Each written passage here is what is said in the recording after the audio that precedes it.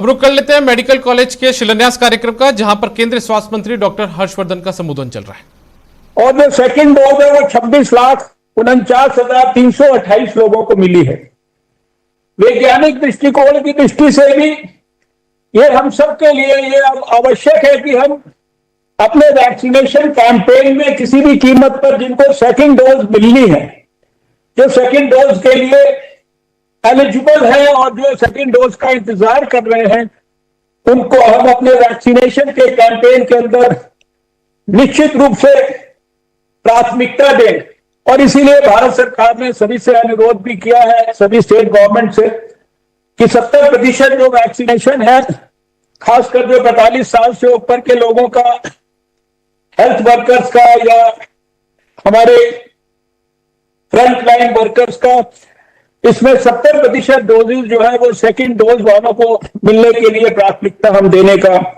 प्रयास करें। सारे देश में अभी मैं आपका राजस्थान का भी देख रहा था कि पिछले ये हमारे राजस्थान के तो खैर डेटा के बारे में आप सब लोग ज्यादा अच्छी तरह से परिचित हैं। हम सब जान रहे हैं कि आप भी बड़ी परेशानी के दौर से गुजर रहे हैं, लेकिन भारत सरकार की ओर से आज कम से कम पिछले 3-4 दिन में मैंने देखा कि लगभग 4 लाख के आसपास केसेस रोज आ रहे हैं। और आज मैंने देखा कि 3,86,444 हमारे मरीज जो हैं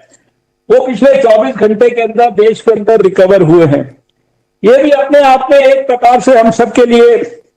काफी संतोष की बात है कि लोग नए सिरे से बीमार भी हो रहे हैं, लेकिन बहुत बड़ी संख्या के अंदर लोग ठीक भी हो रहे हैं। और जितनी तेजी से हमें अपने वैक्सीनेशन कैंपेन को बढ़ाने की कोशिश कर रहे हैं, उसी तरह से जो हमारा टेस्टिंग का कैंपेन है उसको भी भारत के अंदर बहुत तेजी से बढ़ाने के लिए सब प्रकार के प्रयास हो रहे हैं। आपको सबको पिछले सालों का जो हमारे आपस में सम्मेलन होते थे वो सब ध्यान है। मार्च के अप्रैल के महीने में आज हमने सारे देश में अपनी टेस्टिंग की कैपेसिटी को 25 लाख टेस्ट पर डे तक पहुंचा दिया है। और कल भी जो है 18 लाख और 65,000 के करीब टेस्ट भारत के अंदर हुए हैं। 30-31 करोड़ टेस्ट जो है हम सारे देश में कर चुके हैं। एक लेबोरेटरी से 2,515 लेबोरेटरीज तक हम सब ने मिलकर विकसित की है। यानी हम सबके पास मिलकर सामूहिक तौर पर काम करते हुए सब प्रकार की योग्यता है, क्षमता है, और हम सब तरीके से मिलकर इसका सामना कर सकते हैं। ये पिछले साल हमने देखा है। अभी थोड़ा सा एक जो नया स्ट्रेन आया है वो शायद उसकी ट्रांसमिशन की स्पीड ज्यादा है और उसके कारण हमारे सामने चुनौती भी बड़ी है, डॉक्टर रघु शर्मा जी ने भी कहा है। और हमें पूरा विश्वास है कि जिस तरीके से हम सब ने मिलकर उस चुनौती का सामना किया है पिछले साल, अभी भी हम उस चुनौती को मिलजुल कर अच्छी तरीके से निभा सकते हैं। इस अवसर पर बातें बहुत की जा सकती हैं, लेकिन एक विषय पर जो फैसला अभी पिछले सप्ताह ही हुआ है, जो स्वयं प्रधानमंत्री जी ने जिसको ओवरसी किया, उसमें मार्गदर्शन दिया, उसको निर्णय करने में स्वीकृति दी, उसमें हेल्थ डिपार्टमेंट ने स्टेट गवर्नमेंट्स के साथ भी जितना विचार विमर्श करना था वो किया, नेशनल मेडिकल कमीशन के साथ विचार विमर्श किया, नीति आयोग के साथ विचार विमर्श किया, और उसके बाद ये तय किया कि अगर मान लीजिए बीमारी का प्रकोप बढ़ता भी है तो भी हमें जहां इस बात की आवश्यकता है कि हम अपने हेल्थ इंफ्रास्ट्रक्चर को और ज्यादा स्ट्रेंथन करेंगे, अपने ऑक्सीजन बेड्स को, अपने वेंटिलेटर्स को, अपनी दवाइयों की उपलब्धता को, उसी के साथ साथ हमारे सामने मैन पावर को भी स्ट्रेंथन करने का एक बड़ा चैलेंज होगा, हेल्थ के मैन पावर को। क्योंकि आपका सबका हम सबका अनुभव आ रहा है कि बहुत बड़ी संख्या में हमारे अपने अस्पतालों में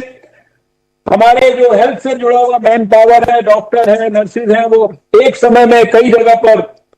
सैकड़ों की तादाद में लोग साथ साथ बीमार भी हो रहे हैं, क्वारंटाइन भी हो रहे हैं, ठीक भी हो रहे हैं, फिर वापस आके बेचारे काम पर भी लग रहे हैं। इसलिए आने वाले समय के लिए हमें अपने हेल्थ का मैन पावर जो है इसको और स्ट्रेंथन करने की जरूरत है। इसके लिए कुछ मूल निर्णय भी लिए गए हैं। नीट पीजी के एग्जाम को पोस्टपोन किया गया है 4 महीने के लिए, और ये सभी बच्चों को देश भर के आश्वासन दिया गया है कि जब दोबारा कम से कम 31 अगस्त से पहले तो इम्तिहान नहीं होगा, और जब भी होगा तो 1 महीने कम से कम उनको नोटिस दिया जाएगा। और ऐसे सभी हमारे नीट पीजी के जो बच्चे हैं, डॉक्टर्स हैं, इनको हम अपनी कोविड की वर्क फोर्स के अंदर ज्वाइन कराएं। एक उनके लिए सिग्निफिकेंट ऑनरेरियम तय किया गया है, और आने वाले समय के अंदर जो है सारे देश के अंदर